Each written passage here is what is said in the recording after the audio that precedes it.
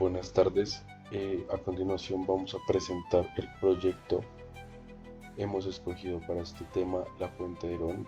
Los participantes del grupo son Marlon Steven Pamplona Hurtado, Robert Leonardo Rincón Díaz, Daniel Mateo Santana Quiroga y Luis Fernando Mesa Montaña. Como apartado principal tenemos que es la Fuente de Herón. Esta también fue conocida como la fuente eólica. Es un dispositivo hidráulico inventado por Herón de Alejandría en el siglo I después de Cristo. Herón fue un científico que vivió en Alejandría, Egipto, durante la época helenística. Fue un ingenioso de la época, demostrando con esta fuente un dispositivo hidráulico y se atribuye dentro de esta muchos principios físicos. Las contribuciones de Herón abarcaron distintos campos, incluyendo la física, la matemática y la ingeniería. Eh, esta fuente de Herón no se creó inicialmente con fines ornamentales, sino para demostrar principios de la neumática y la hidrostática. Eh, Demuestra los principios básicos de la presión del aire y del agua.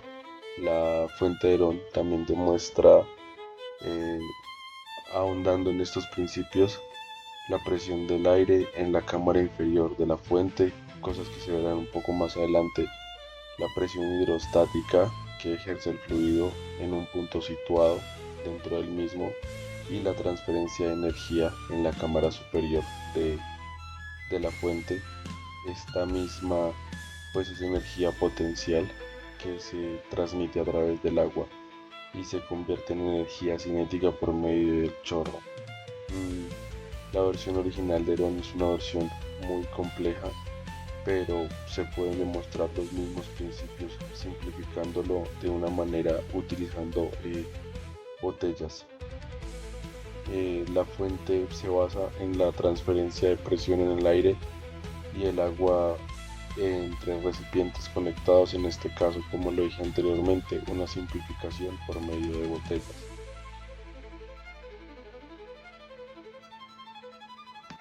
Respecto a los materiales, el sistema está compuesto por 3 botellas de plástico, tubos de plástico flexibles, silicona para sellar las conexiones y evitar fugas y agua, además de el aire que funciona como gas y transmite la presión a través del sistema.